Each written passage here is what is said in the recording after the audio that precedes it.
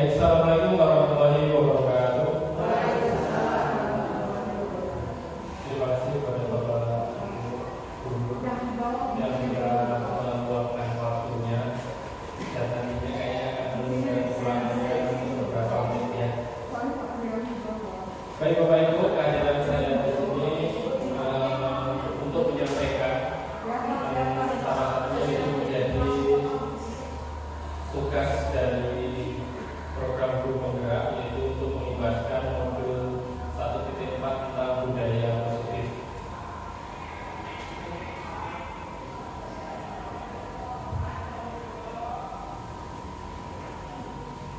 Sebelum kita masuk ke materi, kita akan coba menonton cuplikan video berikut, kemudian kita akan mengambil kira-kira apa yang bisa kita pahami dari video ini ya.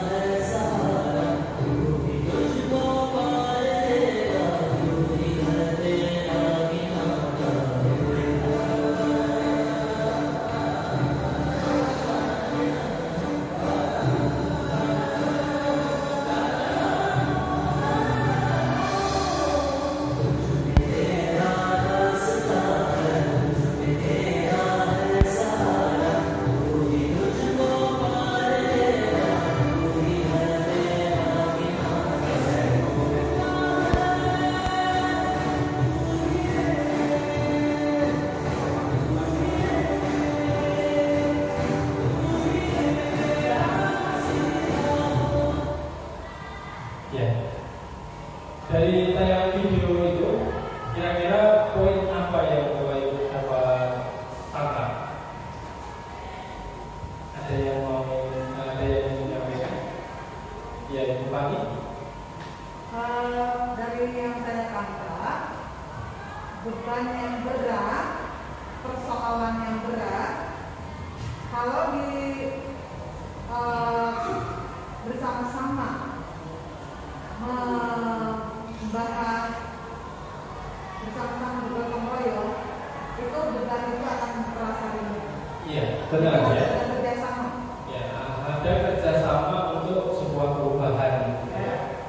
Nah, di situ juga ditekankan dari video tadi kan anak kecil yang tidak punya kekuatan ya kan, tapi pada akhirnya bisa menggerakkan orang-orang sekitarnya sampai tujuan itu bisa tercapai. Artinya untuk membuat sebuah perubahan ini contoh saja di sekolah kita, maka tidak harus dimulai dari kepala sekolah sebagai orang buat sekolahnya, tapi bisa kita mulai dari diri kita sendiri.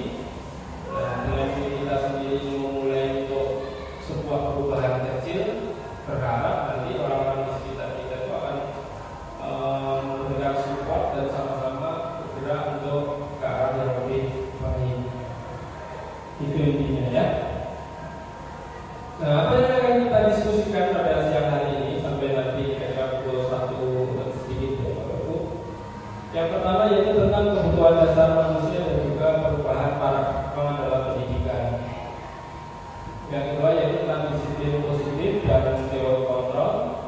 Ketiga yaitu tentang motivasi, penghargaan, dan juga restitusi.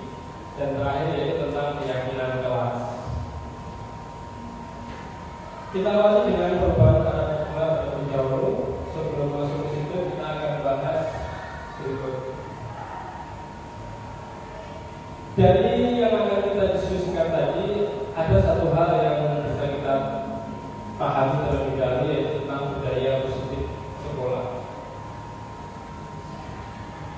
Menurut Bapak Ibu, budaya positif itu seperti apa?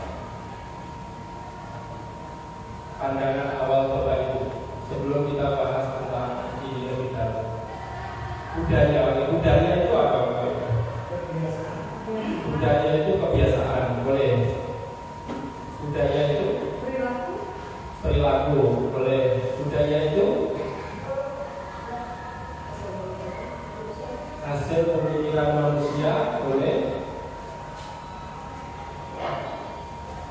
Ada lagi? Kebiasaan, benar, boleh. Atau bisa dikatakan budaya itu adalah kebiasaan yang disepakati secara bersama dalam satu lingkup. Kalau di sekolah berada di lingkup sekolah, kalau di lingkungan tempat kita tinggal berarti budaya di tempat kita tinggal. Makna budaya itu cukup luas, Bapak Ibu. Nah, yang kita bahas di sini yaitu budaya positif di sekolah. Apa itu budaya positif di sekolah? Yaitu nilai-nilai dan kebiasaan sekolah yang berpihak pada murid atau peserta didik agar mereka dapat berkembang menjadi pribadi yang kritis, penuh hormat dan bertanggung jawab.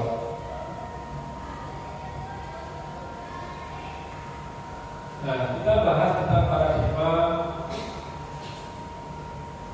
pendidikan di era yang sekarang. Sebelum ke situ, saya ingin Bapak Ibu untuk menonton video berikut.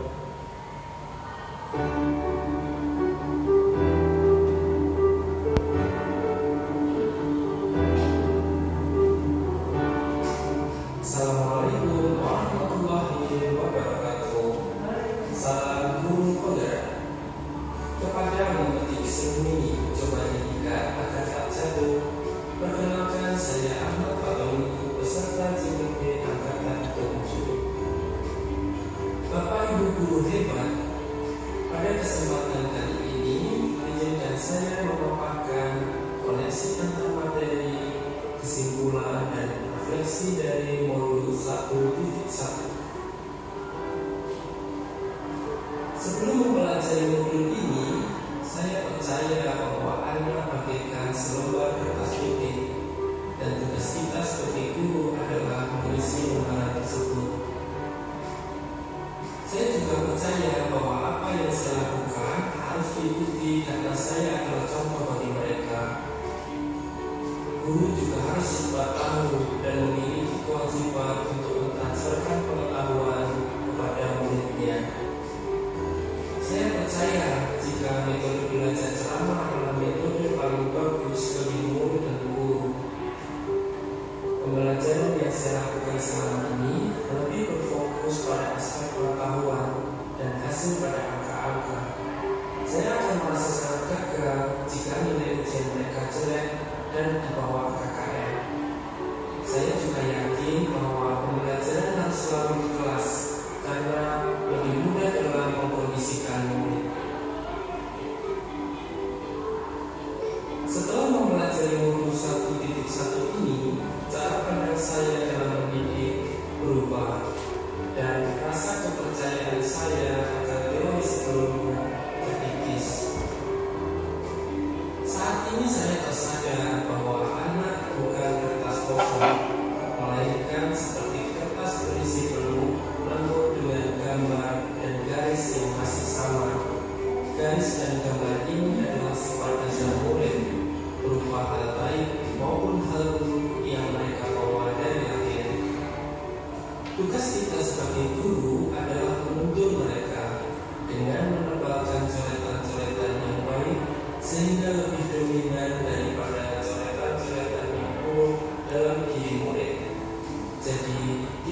membimbing pelakunya ke arah yang baik. Kita tidak dapat merubah apa yang sudah dibawanya sejak lahir. Setelah mempelajari modul 1.1 ini, membuat saya juga sadar bahwa setidaknya saya tidak harus di depan memberikan contoh, tetapi juga beri handayani dengan memberikan arahan dan dorongan kepada murid untuk menemukan konsep materi maupun potensi terbaik dari anak. Kita harus memberikan kebebasan, kemerdekaan kepada murid sehingga membuat mereka lebih berinisiatif, kreatif, inovatif dalam belajar, menemukan sendiri hidupnya gagasannya dan konsepnya, bukan sekedar disuapi oleh dunia. Ketika anak menemukan kebebasan dalam belajar sesuai dengan kodratnya, maka anak akan merasa senang dalam belajar dan mencintai proses belajarnya. Belajar seperti bermain karena mereka dengan senang hati melakukannya. Saat ini saya sadar bahwa ceramah adalah metode yang membosankan hati murid karena seolah memaksa mereka percaya pada apa yang saya ucapkan tanpa mengerti konsep pemerolehan ilmu tersebut. Dengan banyak ceramah juga membuat mereka semakin pasif dalam belajar. Saat ini saya sadar bahwa aspek kognitif bukan satu-satunya aspek yang terpenting, melainkan aspek yang harus selaras dengan aspek yang lain, yaitu afektif atau budi pekerti. Budi pekerti di sini adalah rambu-rambu yang harus dipahami oleh anak-anak sesuai dengan sosio budaya sehingga mereka sadar bahwa kebebasannya dibatasi oleh kebebasan orang lain. Budi pekerti ini yang akan membuat mereka menjadi manusia yang memiliki hati yang bersih, penuh dengan kasih sayang, jujur, yang selamat dan bahagia. Setelah mempelajari modul ini, saya juga sadar bahwa pembelajaran tidak harus selalu dilakukan di dalam kelas. Banyak tempat yang dapat dimanfaatkan untuk belajar, seperti perpustakaan, lingkungan sekolah, lingkungan masyarakat, sehingga anak dapat belajar berinteraksi dengan lingkungannya.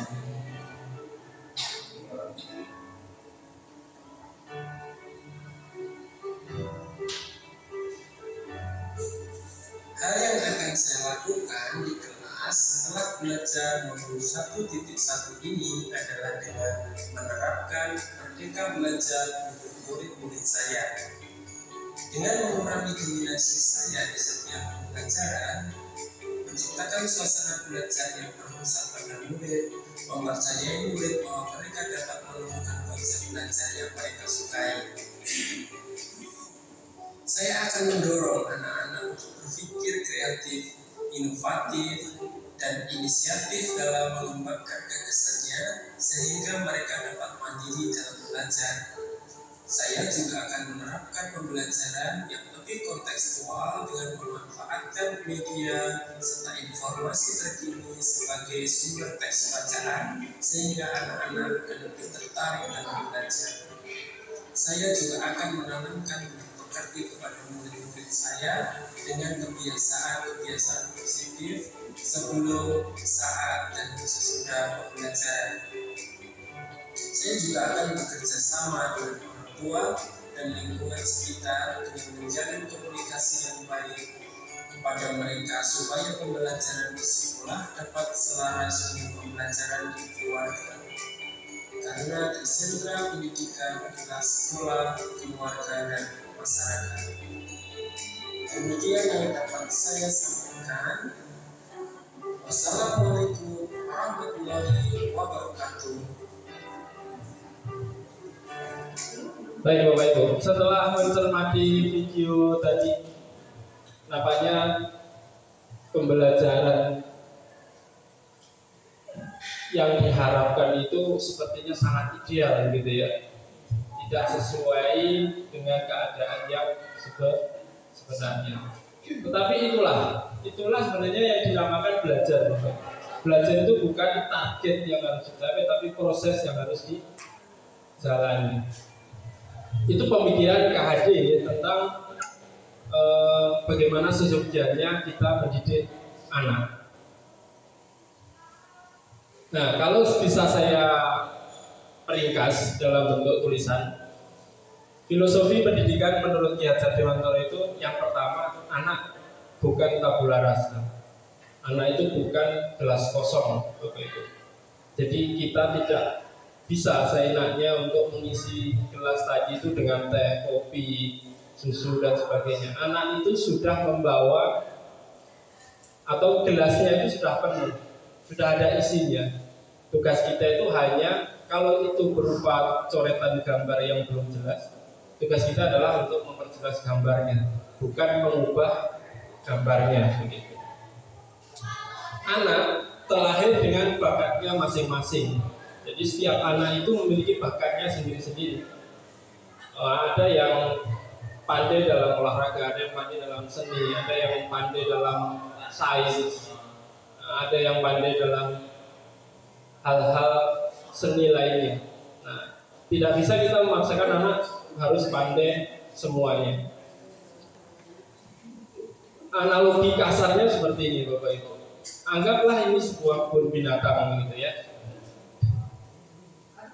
Ada di sini jerapah, ada monyet, ada gajah, ya kan? Ada burung, ada ikan dan sebagainya mengisi kebun binatang. Kemudian datanglah pawang. Nah, mereka mau melihat ketangkasan hewan-hewan yang dia pelihara atau dia amati. Gitu. Ujiannya yaitu untuk manjat pohon. Gitu. Saya kira gajah dengan kemampuan terbaiknya juga tidak akan mampu untuk memanjat pohon ya, karena kemampuan terbaik gajah tidak pada kemampuan memanjat. Siapa yang akan jadi juaranya? Monyet ya, seperti yang Pak Sur katakan tadi ya.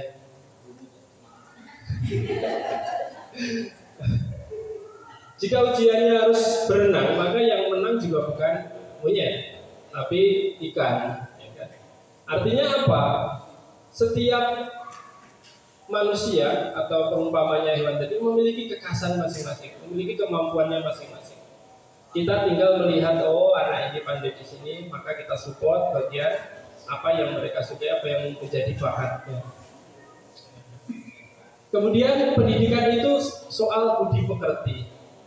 Ki Hajar Dewantara mengatakan budi pekerti selaras dengan ilmu pengetahuan.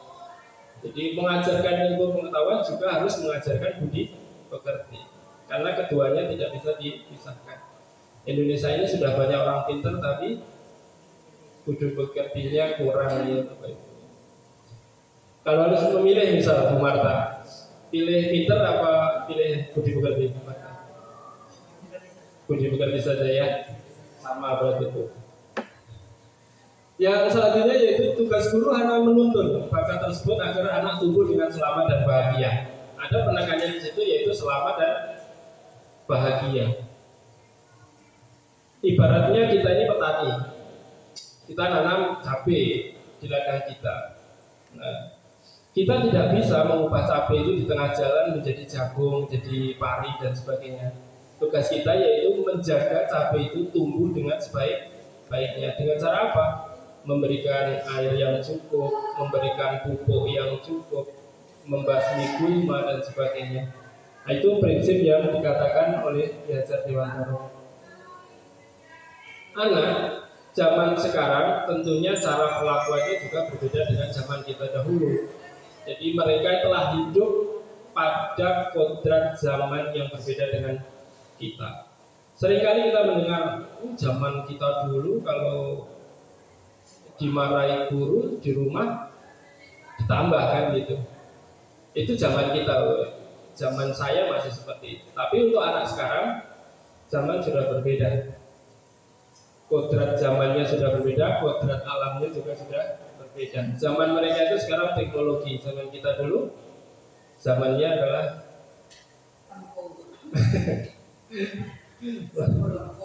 ya pokoknya zaman kita belum ke arah situ ya Bapak Ibu. Kemudian pendidikan itu harus berpihak pada anak. Bahasanya yang cukup mendalam yaitu menghamba kepada anak. Menghamba itu artinya bukan seperti kita kepada Tuhan ya. Menghamba itu dalam artian ya meladeni dengan sepenuh hati, berpihak kepada anak. Oke, kita lanjutkan. Nah, untuk membangun budaya yang positif, sekolah perlu menyediakan lingkungan yang positif, aman dan nyaman agar murid mampu berpikir, bertindak dan mencipta dengan merdeka, mandiri dan bertanggung jawab. Nah, sekarang kita coba tarik ke sekolahan kita ya. Apakah sekolah kita sudah cukup aman? Ya, aman ya, aman ya. Nggak ada yang dikhawatirkan dari sekolah kita. Nyaman, apakah sudah nyaman? Nyaman ya Pak Rahmat ya.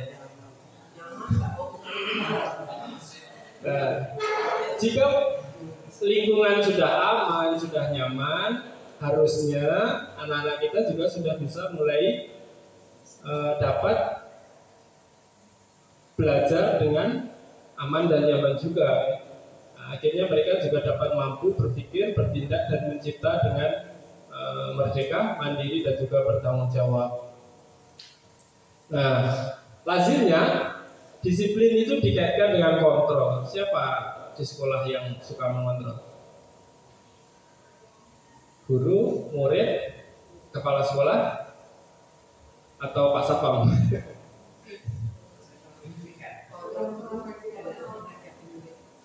Guru ya. Dominasi adalah guru mengontrol murid.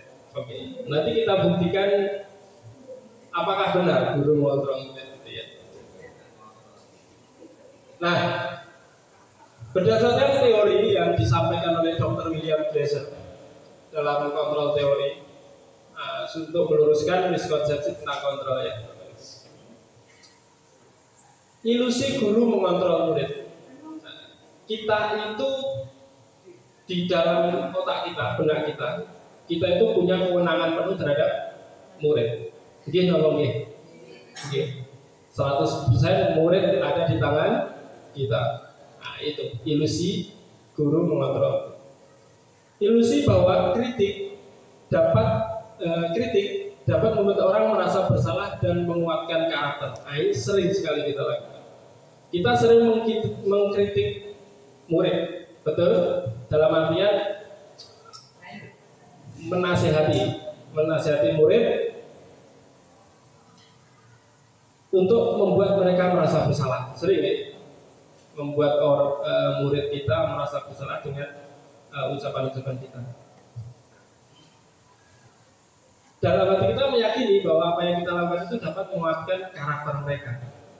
Itu ilusinya seperti itu. Kemudian ilusi bahwa semua penguatan positif, efektif dan bermanfaat. Kita juga meyakini bahwasanya penguatan yang kita berikan kepada murid itu sangat efektif dan bermanfaat. Dan yang terakhir bahwa orang dewasa memiliki hak untuk memaksa. Nah, ini dekat dengan kita ya. Nah, sekarang pertanyaannya, bisakah kita mengontrol seseorang?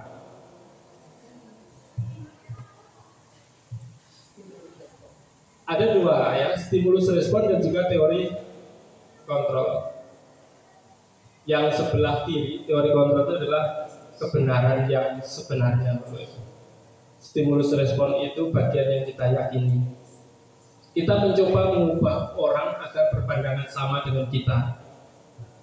Teori kontrolnya, kita harusnya berusaha memahami pandangan orang lain tentang dunia. Perilaku buruk dilihat sebagai satu kesalahan. Teori kontrolnya yaitu semua perilaku itu pasti memiliki tujuan dan alasan. Orang lain bisa mengontrol saya, padahal sebenarnya hanya diri sendirilah yang dapat mengontrol dirinya ya. Saya bisa mengontrol orang lain, yang sebenarnya adalah Anda tidak bisa mengontrol orang lain. Pemaksaan ada pada saat bujukan gagal. Ya, padahal lebih baik teori kontrolnya itu kolaborasi dan kesepakatan menciptakan pilihan-pilihan yang baru. Model berpikir menang kalah. Kalau nggak saya yang menang, ya yang kita nasihatilah yang menang gitu ya, menang kalah. Padahal teorinya harusnya sama-sama menguntungkan, menang semua. Nah, sekarang kita sudah sampai pada setelah budaya ke bagian disiplin.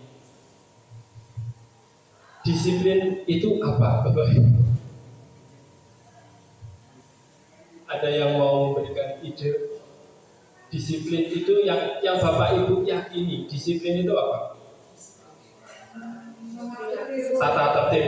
Yang pasti di benak kita yang pertama adalah tata tertib, sesuai aturan. Terus mematuhi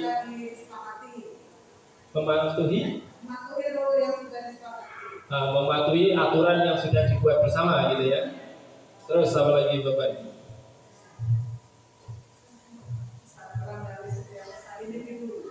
Kesadaran dari individu.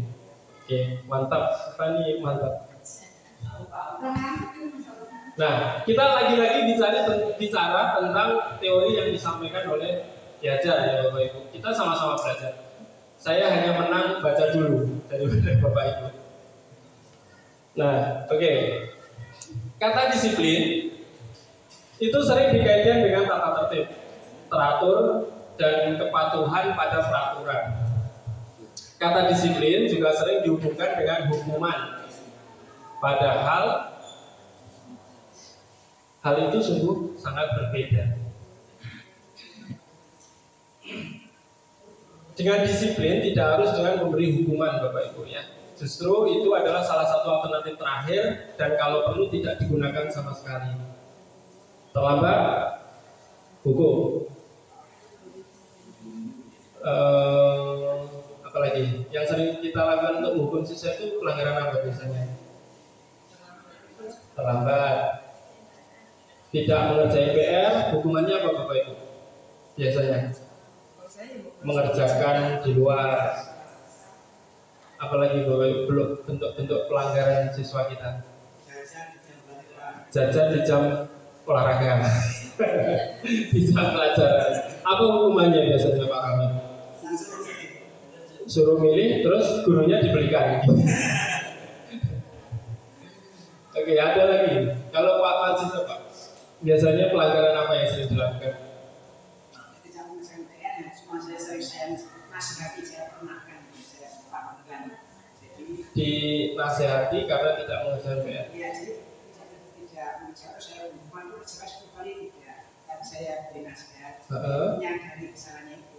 Oh, berarti Bapak mencoba masuk ke pribadi siswanya gitu ya. Oke, nanti kita pelajari itu Pak. Ki Hajar Dewantoro mengatakan atau menyatakan bahwa untuk mencapai kemerdekaan atau dalam konteks pendidikan kita saat ini dan untuk menciptakan murid yang merdeka, syarat utamanya adalah disiplin yang kuat. Disiplin yang dimaksud itu adalah disiplin diri.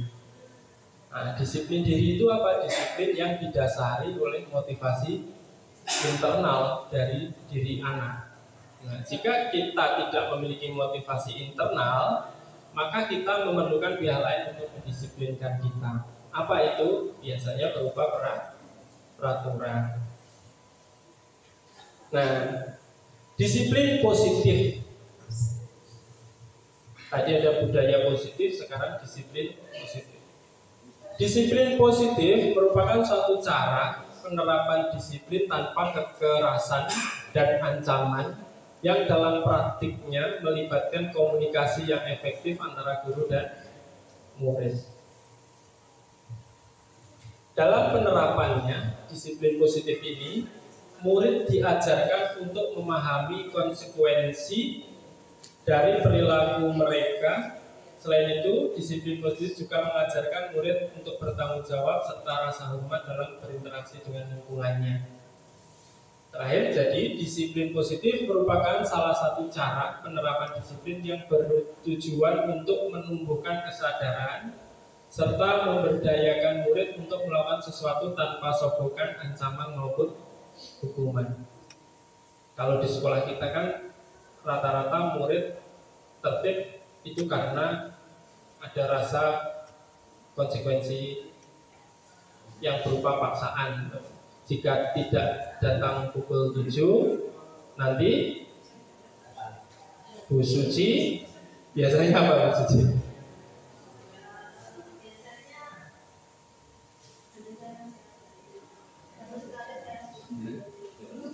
Cabut rumput. Oke.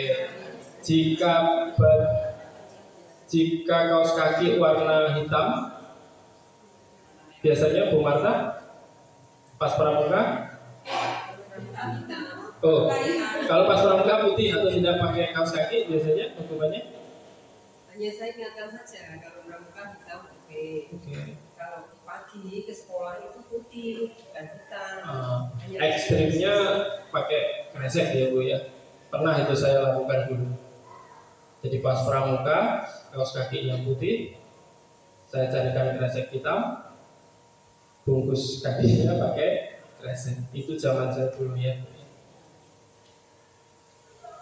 Oke, disiplin positif. Jika kita melihat teori motivasi perilaku manusia, maka ada yang namanya motivasi eksternal, motivasi internal, dan motivasi internal. Yang paling benar tadi adalah motivasi internal, kesadaran diri ya. Biasanya anak disiplin itu untuk menghindari ketidaknyamanan atau hukuman. Itu berarti motivasi eksternal. Apa yang akan terjadi apabila saya tidak melakukannya?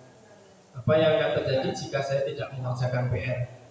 Pasti disuruh keluar kelas. Itu motivasi eksternal. Artinya apa? Disiplin yang dilakukan anak itu berdasarkan rasa takut, ada ancaman gitu ya.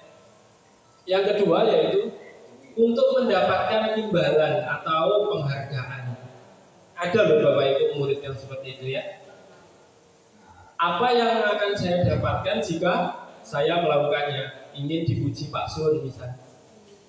Iya, anak ini pintar sekali. Nah itu termasuk sudah motivasi eksternal, bukan dari dalam dirinya. Oh saya tak rajin saat mata pelajarannya Bu Murni misalnya. Saya tak rajin waktu pelajarannya Bu Marta supaya dipuji. Nah pujian itu termasuk motivasi eksternal ya. Nah apa yang paling benar sebenarnya adalah motivasi internal berdasarkan disiplin positif tadi, yaitu untuk menghargai diri sendiri, menjadi insan sesuai harapan kita, harapannya gitu. Saya akan menjadi orang yang seperti apa apabila saya melakukannya. Caranya memicu itu gimana? Nah itu PR ya Pak ya. Oke, nanti kita ke situ Pak.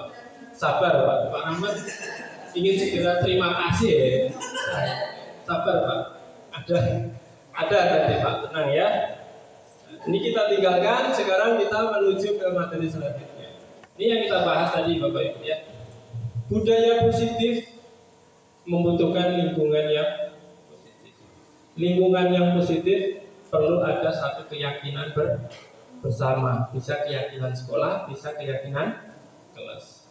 Nah, tahapan paling inti yaitu yang seharusnya tidak ada, itu adalah peraturan kelas. Pokoknya peraturan itu kalau bisa tidak ada. Kalau bisa ya menurut Ki Hajar Dewantara. Nah, apa sekarang bedanya keyakinan kelas, hukuman dan penghargaan? Mengapa tidak peraturan saja? Mengapa harus keyakinan kelas?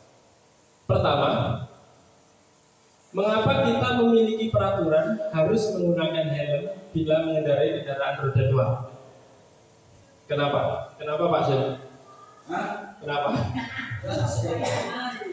Kenapa jenengan naik motor pakai helm, Pak? Motivasi pasti berbeda-beda, ada supaya tidak ditilang, ya kan? Itu sering saya jumpai. Buktinya apa? Ibu-ibu yang pakai jilbab itu saya sering jumpai di jalan itu pakai helm karena jilbabnya takut rusak. Itu hanya di ujung sini, akhirnya kelihatan seperti alien kalau dari belakang. Helmnya tinggi sekali. Nah, itu berarti motivasinya memakai helm masih salah ya. Biar hangat. Kalau siang hari Pak, tambah panas itu Pak. Aku malu Pak. Aduh, ini tidak usah teruskan ya Bapak Ibu. Ini direkam ya. Oke. Jika motivasi Bapak Ibu untuk supaya kalau terjadi jatuh Bapak Ibu tidak sakit atau tidak cedera yang serius, maka motivasi itu sudah benar. Artinya apa? Ada kesadaran diri Bapak Ibu untuk jika saya melakukan ini baik untuk saya, gitu ya. Tidak karena orang lain. Begitu. Mengapa kita memiliki peraturan 3M, memakai masker, mencuci tangan, dan menjaga jarak saat COVID kemarin? Supaya tidak tertular. Itu motivasinya internal apa eksternal? Internal, kesadaran diri, ya kan? Kalau motivasinya karena supaya tidak dulu ada apa? Razia masker ya.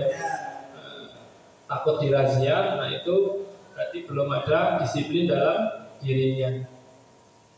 Mengapa kita memiliki peraturan harus datang tepat waktu pada saat mengikuti pelatihan atau datang ke kantor? Nah, ini motivasinya banyak. Kalau motivasinya karena saya takut dimarahi atasan, nah itu eksternal.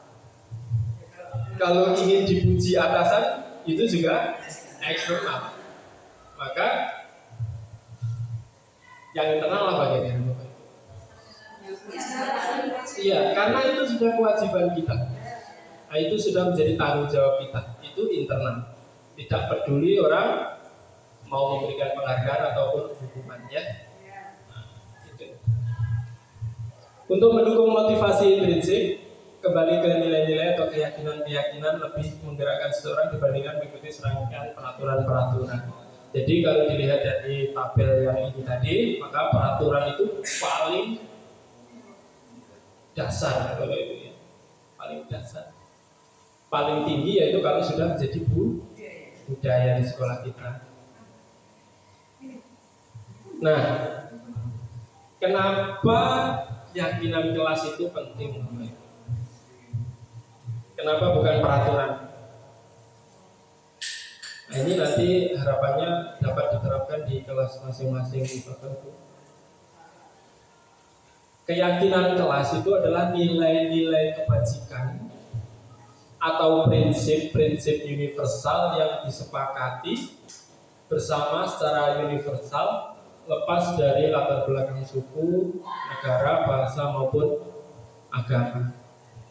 Menurut Gosen apa Gosen bacanya ini?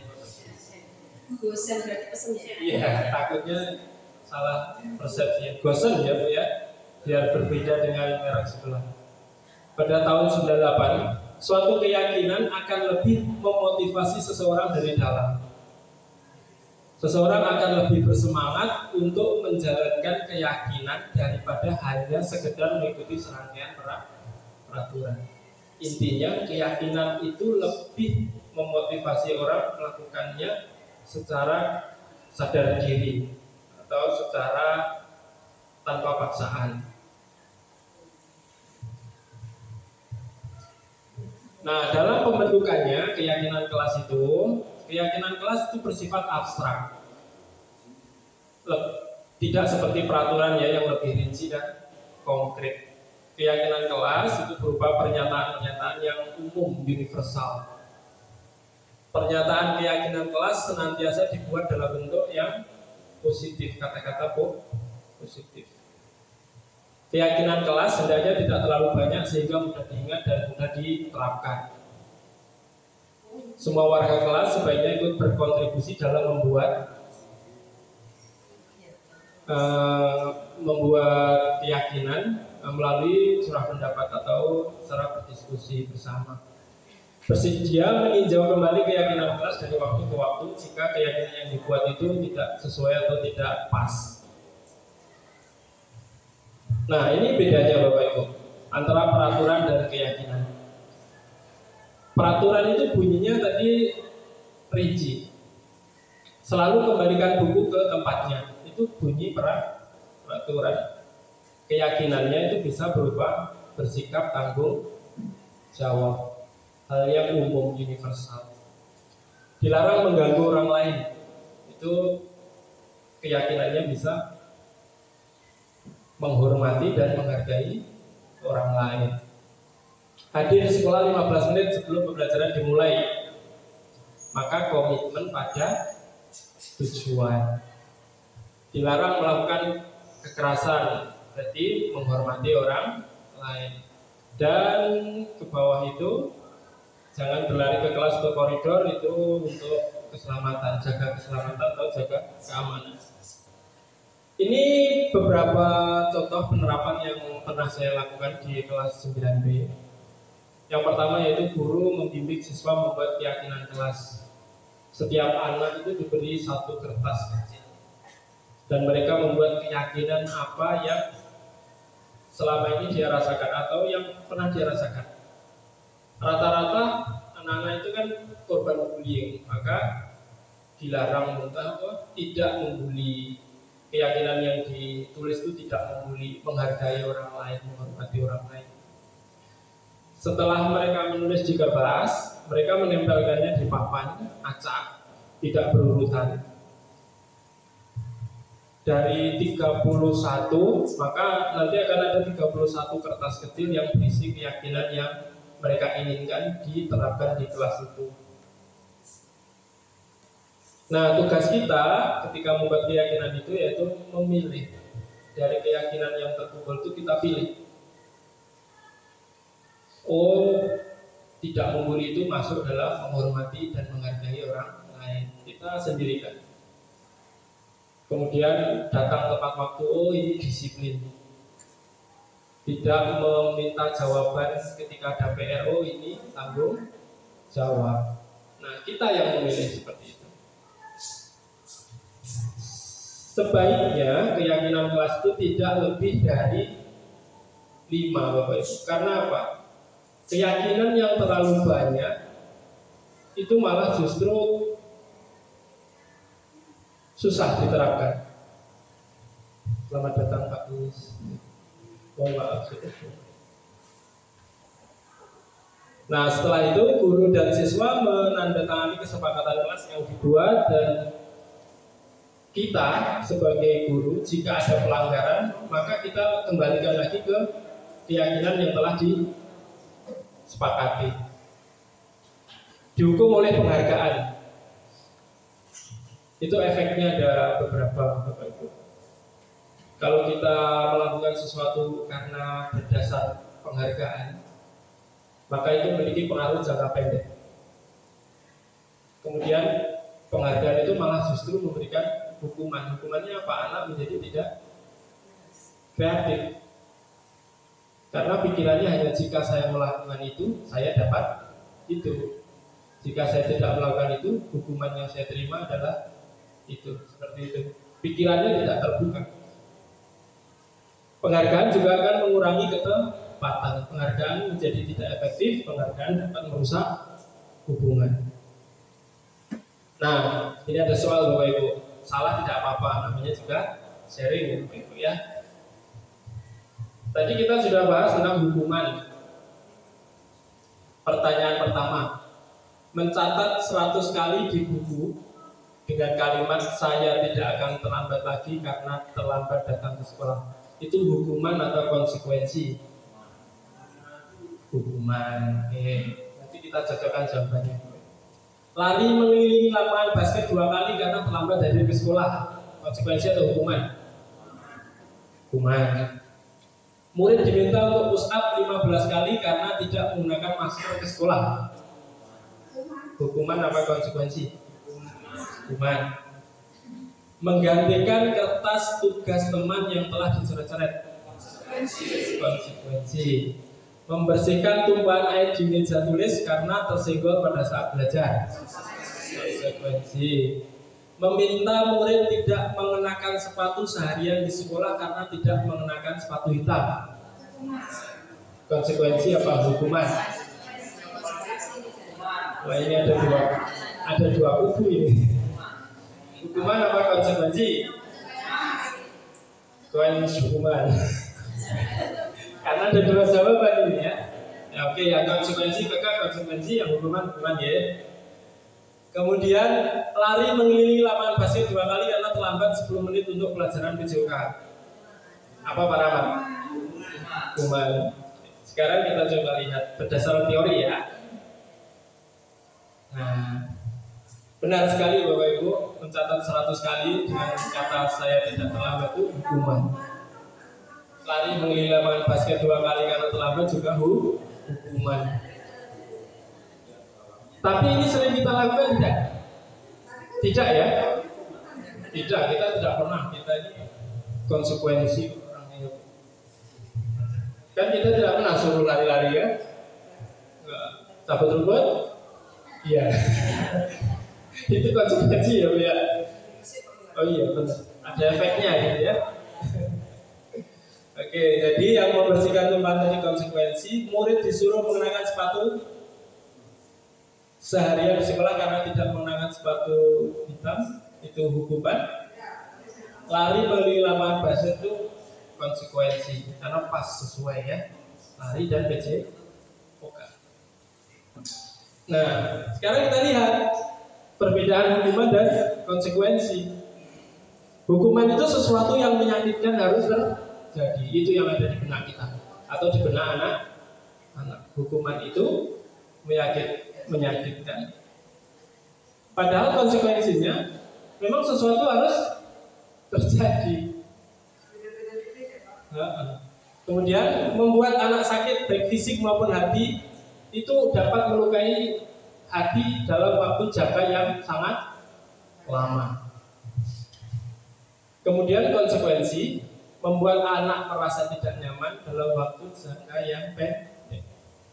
Konsekuensi itu bentuknya apa nanti kita bahas lebih lanjut ya. Karena kita tadi sudah membuat atau membahas tentang keyakinan kelas.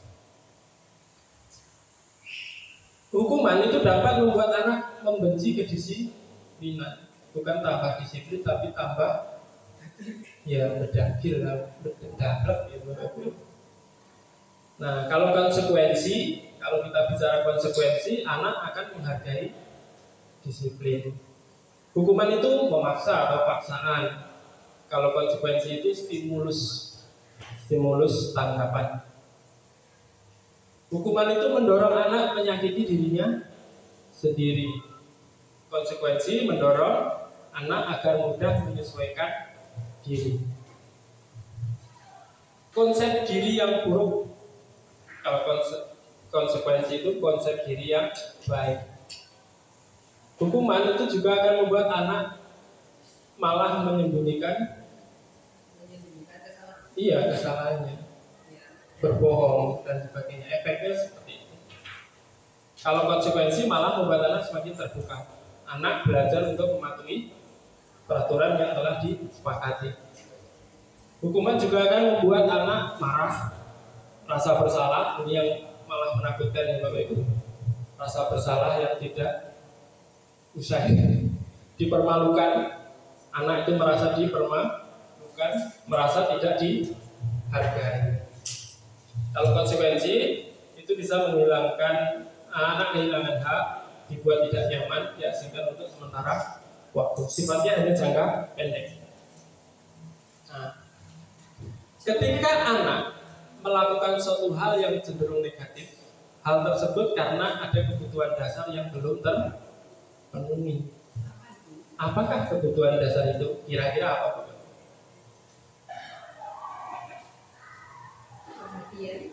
Perhatian. Ya, terus Ada lagi? Kasih sayang. Ada lagi?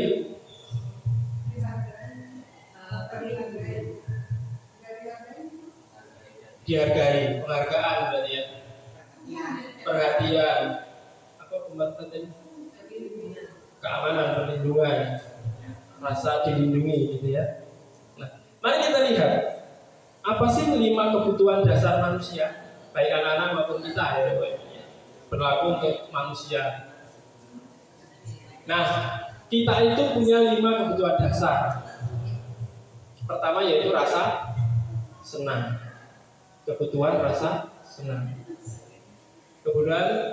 Kebutuhan cinta dan kasih sayang. Pak Bayu tadi benar berarti ya, kasih sayang Pak ya. Kemudian ada kebutuhan untuk bebas. Ya, bebas. Ya kan? Setiap orang itu mendapatkan kebebasannya, kebebasan yang dia yakini benar. Kemudian ada 5 kebutuhan dasar untuk bertahan hidup, survival. Yang terakhir yaitu power atau kekuatan, eksistensi. Itu kebutuhan dasar manusia. Yang dikejar ya tidak jauh-jauh dari 5 ini. Pengen disayang, pengen menunjukkan eksistensi, ya kan? Pengen bebas, pengen senang, dan yang paling dasar yaitu pengen bertahan hidup. Itu paling dasar. Nah, ini ada contoh kasus. Kira-kira nanti Bapak Ibu memahaminya ini kebutuhan apa gitu ya. Ibu Ani, guru kelas 5 SD di Pelita Hati, sedang bingung menghadapi ulah salah satu murid di kelasnya bernama Agus. Beberapa anak telah datang dan mengeluhkan Agus yang seringkali meminta bekal makan siang mereka dengan paksa. Jika Anda menghadapi situasi seperti Ibu Ani, apa yang akan Anda lakukan? Menurut Anda, kira-kira apa alasan Agus melakukan itu? Kelaparan. Tidak ya Pak. Biasanya yang maksa itu malah orang yang punya power. Kira-kira kalau jadi Bu Ani, apa yang dilakukan pertama? Ya, cari Agusnya apa temannya? Agusnya ya. Kita cari Agusnya.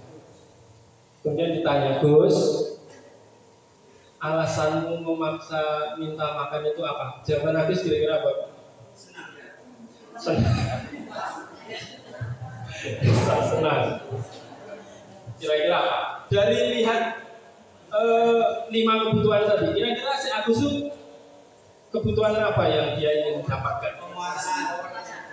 Kesenangan, penguasaan, kebebasan, kasih sayang, bertahan hidup.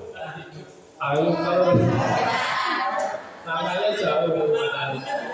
Ya, oke, kita lihat ya. Dalam konteks penerapan disiplin positif, Ibu Ani sebaiknya mencari tahu alasan Agus melakukan tindakan tersebut agar mengetahui kebutuhan mana yang sedang berusaha dipenuhi oleh Agus. Apabila jawaban Agus karena ia lapar dan orang tuanya tidak membawakan bekal makan, maka kebutuhan bertahan hidup, alasannya bertahan hidup. Apabila jawaban Agus karena ia senang temannya jadi memperhatikan dia, maka kebutuhan yang diinginkan oleh Agus tadi adalah cinta dan kasih sayang, cari perhatian gitu ya. Apabila jawaban Agus adalah dia merasa hebat karena temannya jadi takut dan menuruti keinginannya, maka kebutuhannya yaitu tentang penguasaan, power, kekuatan. Ya ingin dilihat, ini loh saya gitu.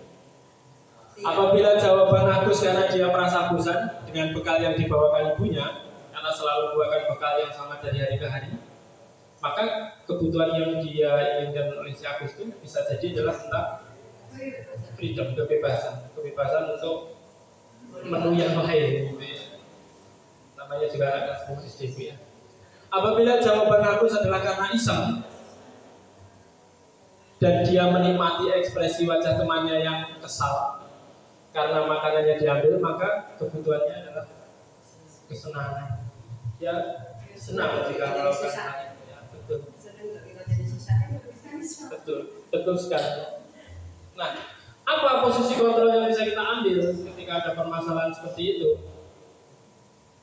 Nah, kita punya 5 posisi kontrol, Bapak Ibu ya. Nah, nanti akan coba kita voting. Di kelas ini tuh lebih banyak mana? Ya. Di kelas ini, di ruangan ini, maaf. Ada posisi kontrol penghukum. Seorang penghukum bisa menggunakan hukuman fisik maupun hukuman verbal. Mana yang lebih sakit? Sakit semua, Bapak Ibu ya. Membuat orang merasa bersalah. Nah, ini mungkin banyak dari ruangan ini. Jadi yang dilakukan adalah membuat orang menyadari kesalahannya dengan mengarahkan mereka untuk merasa bersalah, membawa mereka ke bagian menyadari apa yang dilakukan itu tidak benar. Nah, pembuat orang merasa bersalah ini biasanya guru akan bersuara lebih lembut. Ada posisi yang ketiga yaitu sebagai teman. Guru pada posisi ini tidak akan menyakiti murid, namun akan tetap berupaya mengontrol murid melalui persuasi, bahasa percakapannya, komunikasi positif. Yang keempat ada posisi monitor atau pemantau. Nah, itu memonitor berarti mengawasi dari jarak jauh, dilihat, jika tidak pas didatangi, baru dibicarakan. Itu posisi pemantau. Nah, ini yang puncaknya yaitu posisi manajer. Manajer itu dia menunjukkan tanggung jawab guru dalam posisi terakhir. Manajer itu posisi paling diidam-idamkan. Harapannya kita itu juga menjadi manajer, dapat memanage baik permasalahan di kelas maupun di sekolah. Nah, itu dengan apa? Dengan komunikasi positif. Ada tahapannya nanti Bapak Ibu. Bagaimana kita bisa menjadi manajer dalam setiap permasalahan. Nanti kita bahas tahapannya. Nah, dari 5 posisi kontrol ini, kira-kira kita itu dominan yang mana Bapak Ibu? Penghukum atau pembuat orang merasa bersalah,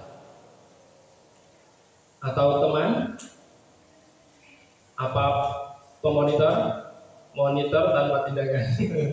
Bahasanya begitu ya, lepas tanggung jawab namanya itu, atau manajer. Bu Fani apa Bu? Cenderung kemana Bu Fani?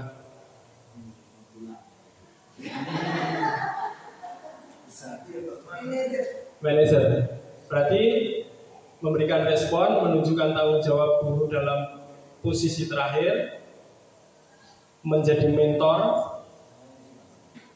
mempersilahkan murid untuk bertanggung jawab, mendukung murid, semua sudah dilakukan ya. Kalau Bu ya, cenderung di mana Bu?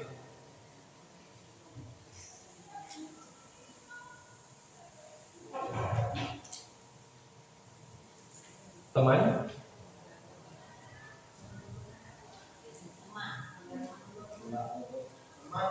Teman ya. Pak Sun?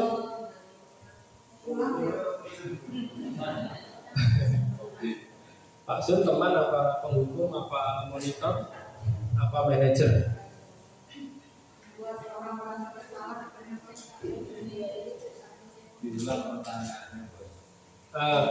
Ini di kelas dengan pas pelajaran IPA aja ada masalah. Entah apa masalahnya, Bapak yang tahu ya. Kira-kira dalam penyelesaiannya, Bapak itu cenderung menggunakan cara yang penghukum, teman ya Pak ya. Berarti memposisikan diri, tidak menyakiti murid, ngobrol 1 jam pelajaran gitu ya, ceramah gitu, ceramah marah-marah gitu. Ya teman ya, macam-macam Bapak Ibu. Kadang kita juga melakukan sesuatu itu berdasarkan situasi dan kondisi. Kadang pas kita moodnya bagus, kita bisa menjadi manajer yang baik. Tapi ketika mood kita tidak baik, kita malah cenderung menjadi seorang yang penghukum. Sudah sana kamu keluar, gak usah ikut pelajaran saya. Pernah tidak? Kalau saya pernah. Nah itu tipe-tipe penghukum Bapak. Dan itu kalau bisa disadari sekarang dan tidak dilakukan ke depannya. Nah, dari 5 posisi kontrol ini intinya aja saya. Karena seperti apa ini? Kalau siang hari ini seperti garis. Ada 5 di bawah itu: penghukum, pembuat merasa bersalah, teman, pemantau, manajer. Ada identitas gagal, ada identitas berhasil, ada identitas berhasil tapi dari kesadaran diri atau kontrol diri. Nah, tingkatan yang paling bagus itu yang dikatakan Bu Fani tadi sebagai manajer. Itu paling bagus. Yang paling tidak bagus atau identitas gagal yang berpotensi membuat siswa malah tidak sembuh dari penyakitnya itu adalah tipe-tipe penghukum dan pembuat orang merasa bersalah. Nah, dari semua permasalahan itu ada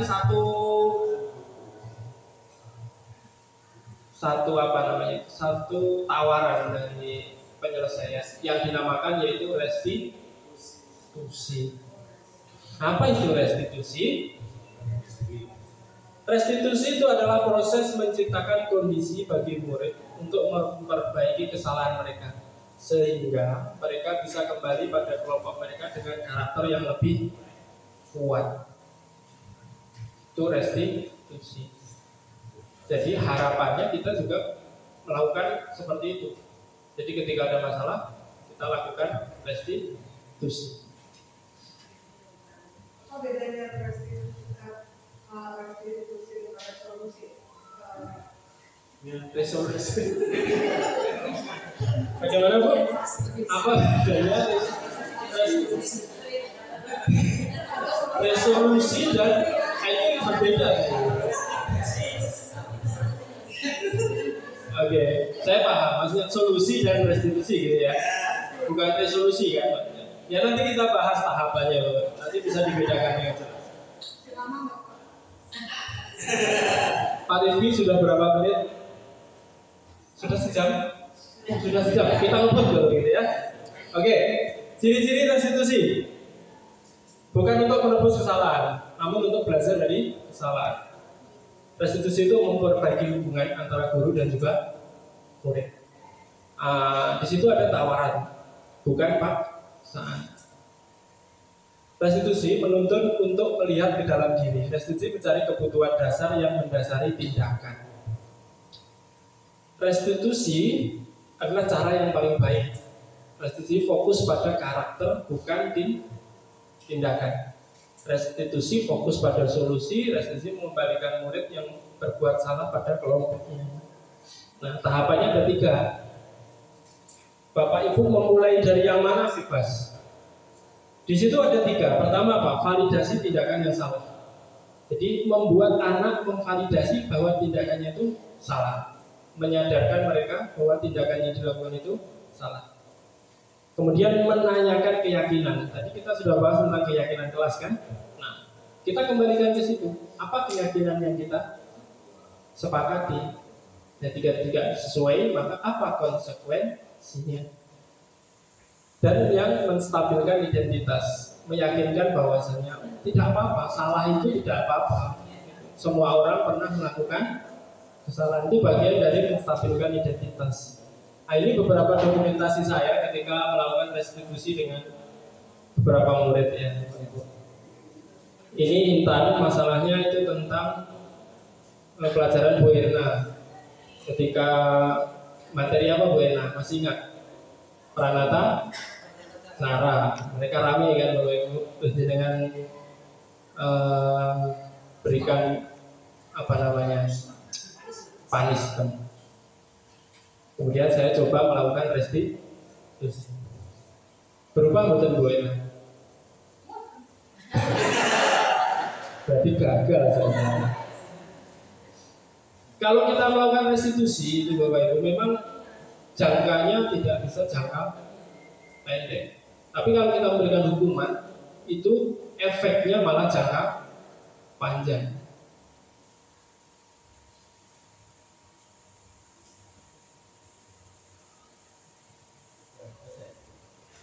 Ini kalau saya terima kasih. Baik Bapak Ibu,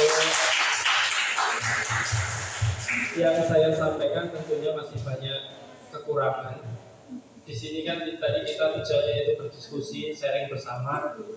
Nanti jika ada perkembangan lain waktu kita akan sambung lagi. Jika ada yang perlu didiskusikan, nanti bisa didiskusikan setelah kegiatan hari ini. Baik, terima kasih. Mohon maaf sudah mengganggu waktu jam pulang Bapak Ibu.